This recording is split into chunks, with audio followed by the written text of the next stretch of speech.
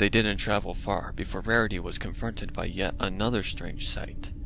Between two of the homes on the street, just visible by the light of the lanterns, was Pinkamena once again. She was laying upon the ground and looked right out into the street where her and Blueblood were walking. She stopped suddenly, and the doll was once again dragged away by an unseen individual. Rarity spoke up, but tried to keep her voice a whisper. Blueblood, stop a moment. What? You're not planning to run off again, are you? Rarity took careful steps towards the area Pinkamena had been dragged into. Did you see it? My doll was pulled through there. Blueblood looked at her quite annoyed. She was bothering him with this and sighed, searching the area with his eyes. I don't see anything. This doll obsession is quite unbecoming of a lady, even one of your standing. Don't you think you're better off leaving it behind? Rarity ignored him, as he was proving no help, and carefully sneaked into the alley between the homes. She followed along and came out to the other side, seeing a door shut slowly to a building in the distance. Not wanting to repeat her same mistake, Rarity carefully approached this time, no longer concerned if Blueblood was following her. She couldn't help feeling she knew this building, though. Turning the handle carefully, she walked in and searched the room, surprised at what she found. Wait a minute. I do know this building. This is the Crop. Rarity looked around in disbelief. She walked into the middle of the adult clothing and accessory store that was run by her friend and fellow seamstress, Velvet. It just blew her away that she didn't recognize it sooner. Walking inside, the door swung close behind her, and Rarity started searching anew for Pinkamena. But now, there was the possibility of help. Velvet, are you here? Are you okay? With the sky going unnaturally dark outside, she didn't know what the condition of the other ponies in town was. Answer me, please! Silence. Letting out a sigh, Rarity peeked into the dressing rooms, behind the register and under the clothing racks in search of the thief. Just like the schoolhouse, though, there was no trace of the one that had run off with her most precious doll.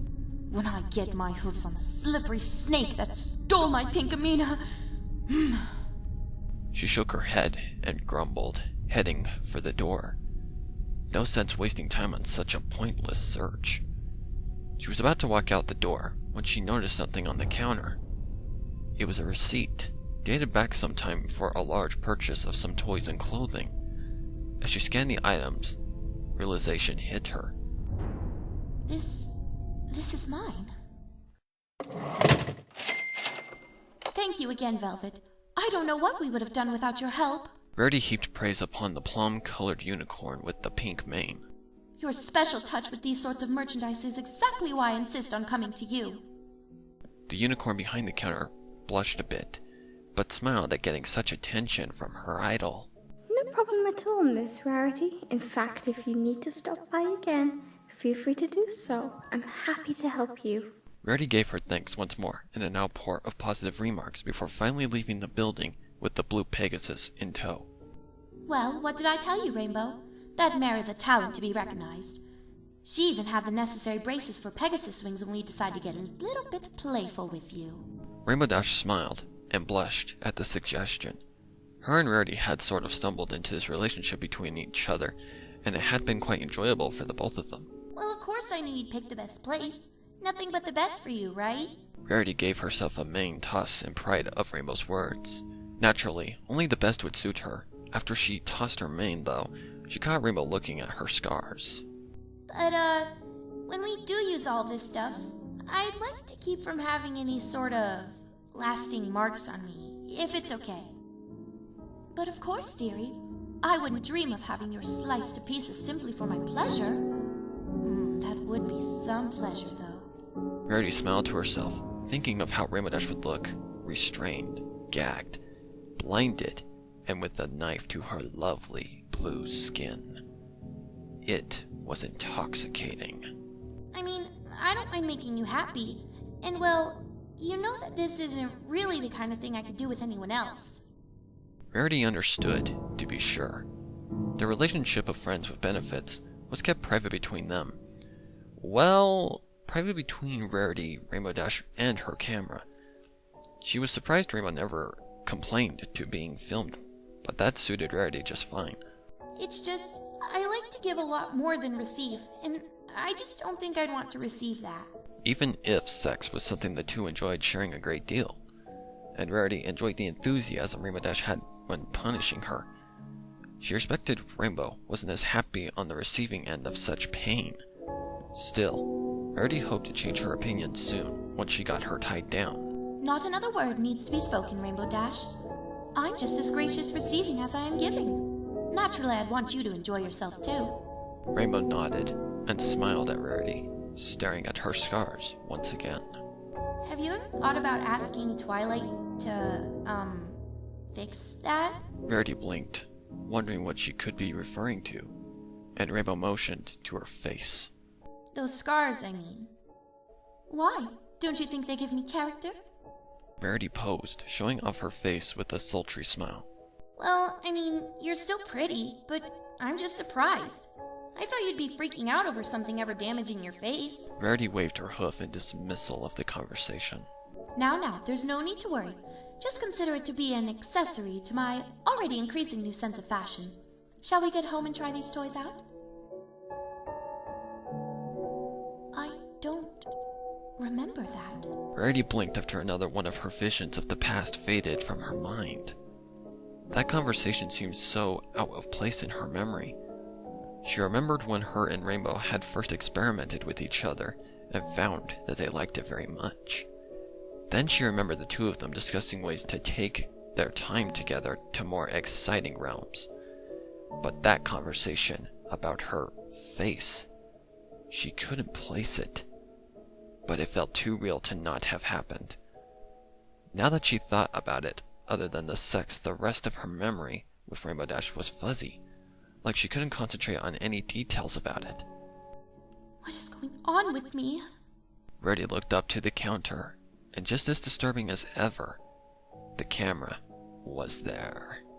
Set up impossibly close on its tripod, right before her on the opposite side of the checkout counter. She glared at it for a time, then looked at the receipt. I guess I was really trying to avoid addressing the subject that day with Rainbow Dash. About my scars, that is. She wanted to know why I didn't get them looked at, similar to how Sweetie Belle had asked. I had, apparently, avoided the question. I didn't want to answer. She looked back to the camera and put the receipt in her mane to take it with her. I truly hope you haven't been spying on poor Velvet as well. She's a sweet mare, and I won't have any of my personal demons invading her life. Even though she was threatening the impossible equipment and whoever was watching on the other side, she felt empty and powerless against it. Always watching, aren't you, you dirty little ponies? Even when I and Rainbow Dash were having our fun. Getting your thrills from seeing such lovely mares together, were you? She asked the camera accusingly, but the questions were sparkling ideas in her head. But why was Rainbow Dash so okay with you? I know why I enjoyed the camera on us. It felt good having it there. But why didn't she complain? Rarity thought seriously. She saw it, right? She commented on it before. I know she did. I was sure she did. She wasn't sure of anything anymore. Had Rainbow Dash ever said anything about the camera? Silently, she walked out of the store, and true to form, Blueblood was waiting outside just as annoyed as ever. He didn't even have a remark for her this time as she exited, simply turning towards the street and eluding his better-than-thou attitude. Rarity did her best to continue hating him and not looking at his flank. As they walked, Rarity summoned up the courage to finally speak. She was feeling afraid, but her mind was oddly clear, despite the insanity around her. It was like someone had lifted a fog from her eyes that she had surrounding them these past few months. Blueblood, I think I might be losing my mind. The white unicorn didn't stop with his progress down the street, and didn't interrupt. I've been doing things without thinking about them. Impulses and desires appearing out of nowhere and driving me forward. I've done some things I regret. Also, as odd as it sounds, I think some pony's been watching me the entire time I've done it. Blueblood remained silent, and Rarity looked at the ground as they walked, knowing she'd probably get harsh words in return for confessing her sins and fears. Surprisingly, Blueblood only had a question. Are they watching you now? Rarity looked up, but he didn't turn to her, so she began to search the street, unable to find the demon camera that had somehow always found its way around her before.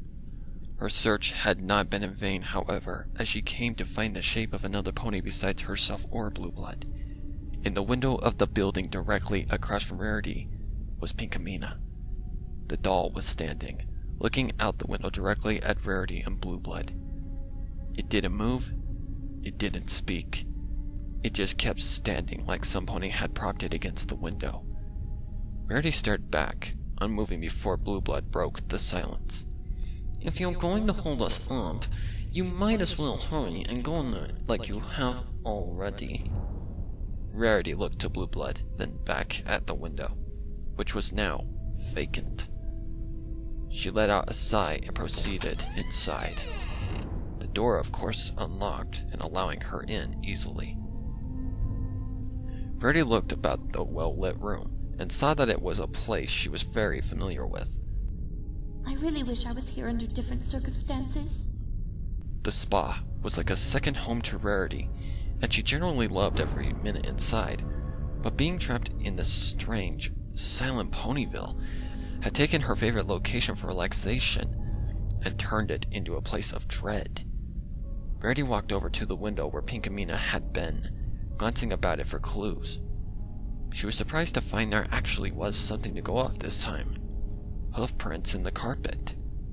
She looked down to try and make out the size, but it was difficult. She could, however, see the indentation against the carpet and was able to follow the trail. Proceeding slowly while looking down, Rarity tracked her prey as far as the tubs, where she often soaked herself for comfort alongside her kind-hearted friend, Fluttershy. What she wouldn't give to have a day like that back right now. There were 2 robes strewn about on the steps leading into the tub. Glancing around the room, Rarity eventually approached the robes when she was sure no pony else was around to see her. Once her hoof touched the soft fabric, she felt herself being pulled away into yet another memory. She stopped fighting it and just let it come to her. That was something else. Fluttershy commented as the duo left the spa. A common sight, although much rarer now that Rarity was holding up in her home with her new hobbies. Fluttershy had naturally taken some alarm to Rarity's outward appearance, but Rarity had managed to calm her caring friend by assuring her that she was just fine. The scars were simply physical and didn't harm her in any way that would cause her problems. An understatement, I think. I regret we never accepted sooner. They took as much care with us at the end as they did with every other step. Fluttershy was blushing furiously, and it was very cute on her innocent face. After accepting the happy ending special for the first time, both mares were glowing from their tension relief. Rarity wasn't surprised, though, that so much time had been placed into making them feel good. They were good customers, and naturally beautiful mares to top it off. Perhaps we should make it a regular part of our routine. Oh, no, I don't think. I mean, it was nice, but I just don't believe. Fluttershy was stammering in embarrassment, and Rarity slid up next to her with a friendly nuzzle. There's no shame in a little bit of fun now and then, Fluttershy dear. After all, we deserve it, I'd say, with how much money we've given them over the years. Well, it's your money mostly, Rarity. Fluttershy admitted with a twinge of guilt. Pish posh, going to the spa wouldn't feel right without my best friend to keep me company. And with how ravishing you look, I'd be a terrible friend not to take care of you. Fluttershy smiled at the compliment and looked away. She was always so bashful when receiving praise for her appearance. Oh, I'm not that special, really. Don't be so modest now.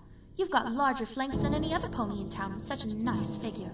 Fluttershy blinked and looked at herself, then at Rarity, the unicorn grinning mischievously at her Pegasus friend as she looked as well. No shame in being proud of your beauty. Well, speaking of physical appearance, I couldn't help but notice your new addition. Fluttershy looked down at the branded heart marks upon Rarity's chest. Each new scar, cut or welt that appeared on Rarity's form was a new cause for alarm to poor Fluttershy. She supposed it was natural, as the mare was a gifted caregiver and had some medical background, with her father being a doctor, as far as Rarity understood. Still, she seemed to generally use those talents on her animals as opposed to other ponies. Rarity, can I please look you over? I know you don't want me to, but I'm worried. I keep telling you, darling, it's just fine. I've never felt better. And any little mark that should come upon me is easily fixed with a bit of magic. Her horn glowed, as if to illustrate, but that didn't deter Fluttershy. But healing with magic isn't good for you. Forcing your body to recover with magic as opposed to normal healing can lead to long-term damage. If you keep it up, I'm scared what will happen. Fluttershy's eyes were wide and pleading, and it was the kind of look that could break a heart. For being so sweet, she knew how to manipulate with her gaze effectively. I know, darling, and it's fine. After all, you'd have seen the results if such a thing were a problem, right? Maybe if I got a look at you. Fluttershy complained meekly, but Rarity stuck to her excuse. She didn't want Fluttershy to be bothered further, and if she ever got a look at Rarity's room right now, or her body, she may have figured out just how often Rarity was pleasing herself through her hobby, as she called it. Or, if I got to see you more often, I miss you, Rarity. I miss Opal, too. Those words shot right through Rarity's heart, and it was impossible for her to ignore them. Her precious Opal, her pet cat. Fluttershy loved Extreme Ways to it. I know it may be too soon, but if you'd ever like to give another kitten a home? No. Rarity responded a bit too quickly, but she regained her composure. No, I'm not ready yet. Fluttershy nodded, and the two friends nuzzled each other. Thank you, though, Fluttershy. Always for you, Rarity. I remember that day. Rarity said quietly as she dabbed some tears from her eyes with the bathrobe. I went home afterwards and spent a lot of time with Pinkamena. I tried to erase the feelings of loss with the pleasure she provided to her mommy. It worked, at the time. She sighed, looking at the cloth in her hooves, and tried to go on. But every so often, a memory like that would creep back, and I'd use a knife to cut it away, until there were no memories, and I was just in ecstasy. Then I'd heal myself with my magic. Fluttershy would have been furious with me. She hugged onto the rope as she recited the past events to her audience. It didn't surprise her when she looked up to see the camera looking at her. I don't regret the pleasure. I won't regret it. It's mine to enjoy. If this is what lets me feel good and feel whole, then I'll allow myself to have it. There's no harm in enjoying yourself. She sounded like she was trying to convince herself everything was okay, but she stood by her statements. I don't regret what I've done to myself. I just hope Fluttershy and everyone else will understand that. This is who I am now. Rarity dropped the robe and walked outside, having figured out how this works by now. The last two buildings had worked the same way, so why wouldn't this one? Blueblood had not left his spot in the street from when she walked into the building. Rarity took a moment to look back at the window that Pinkamena had been in, but of course, nothing was there. She should have felt disappointed, but she was starting to get angry. It was like some pony was playing games with her, and these were not the kind of games she enjoyed. Let's get going, she said to Blueblood, and let him lead the way. All desire for conversation gone.